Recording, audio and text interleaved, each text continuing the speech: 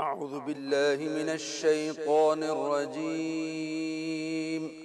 اللہ کی پناہ مانگتا ہوں میں شیطان مردود سے۔ بسم اللہ الرحمن الرحیم۔ اللہ کے نام سے شروع جو نہایت مہربان رحمت والا ہے۔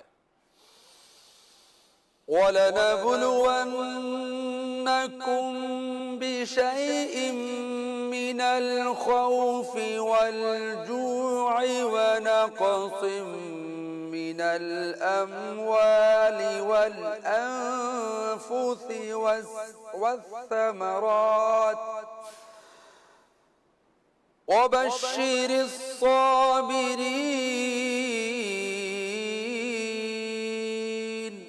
اور ہم ضرور تمہیں کچھ ڈر اور بھوک سے اور کچھ مالوں اور جانوں اور پھلوں کی کمی سے آزمائیں گے، اور صبر کرنے والوں کو خوشخبری سنا دو۔ سورہ بقرہ کی آیت نمبر 155 کی تفسیر تعلیم القرآن میں بیان کیا گیا ہے، فرمایا کہ اے مسلمانوں، ہم تمہیں مختلف انداز سے آزمائیں گے۔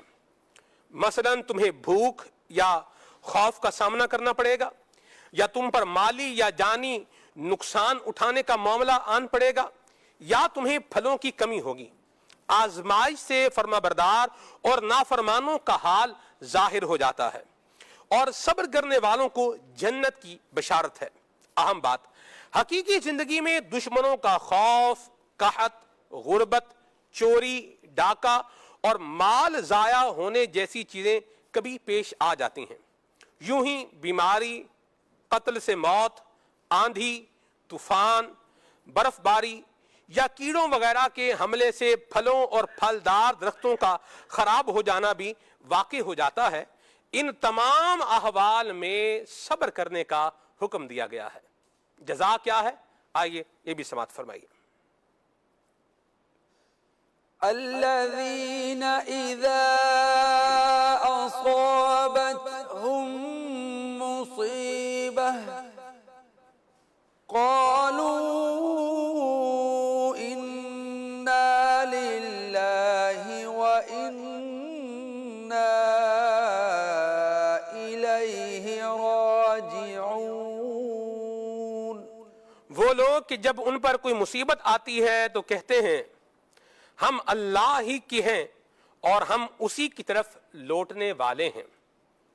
تفسیر تعلیم القرآن میں فرمایا گیا ہے کہ صبر کرنے والوں کو جنت کی بشارت دینے کے بعد اس آیت میں صبر کرنے والوں کی ایک علامت بیان کی گئی ہے کہ ان لوگوں پر جب کوئی مصیبت آتی ہے تو یہ کہتے ہیں ہم تو اللہ ہی کی ملک ہیں اور اسی کے بندے ہیں، وہ ہمارے ساتھ جو چاہے کرے، آخرت میں ہمیں اسی کی طرف لوٹ کر جانا ہے۔ اہم باتیں، نمبر 1، مصیبت پر صبر یہ ہے کہ خود کو قابو میں رکھتے ہوئے شریعت کی مقرر کردہ حدود میں رہا جائے اور خلاف شرع اقوال و افعال سے بچا جائے۔ یعنی جو کام شریعت کے، جو احوال شریعت کے خلاف ہیں ان سے بندہ اپنے آپ کو بچائے۔ آنسو نکلنا، رنگ تبدیل ہو جانا، یہ صبر کے خلاف نہیں ہے، کیونکہ حضور صلی اللہ علیہ وآلہ وسلم کی مبارک آنکھیں بھی اپنے فرزند حضرت ابراہیم رضی اللہ تعالی عنہ کی وفات پر آنسوؤں سے تر ہوئی تھی۔ نمبر 2، دوسری بات کیا ہے؟ فرمایا کہ جب مصیبت پہنچے تو اسی وقت صبر سے کام لیا جائے۔ اور نمبر 3، مصیبت کے وقت انا للہ و انا الیہ راجعون پڑھا جائے کہ حدیث کے مطابق اس سے رحمت الہی کا حصول اور نزول ہوتا ہے۔ اولئک علیہم صلوات من ربہم ورحمہ وَأُولَئِكَ هُمُ الْمُهْتَدُونَ۔ یہ وہ لوگ ہیں جن پر ان کے رب کی طرف سے درود ہیں اور رحمت، اور یہی لوگ ہدایت یافتہ ہیں۔ اس کی تفسیر میں فرمایا گیا ہے کہ صبر کرنے والوں کے لیے رب کریم کی طرف سے بخشش اور رحمت ہے، اور یہ لوگ حق اور ہدایت پر ہیں۔ सबर की एक बहुत उम्दा सूरत यह है कि मुसीबत ज़ा को देखकर अंदाजा ही ना हो कि ये मुसीबत में है। सुभान अल्लाह। الذين إذا أصابتهم مصيبة قالوا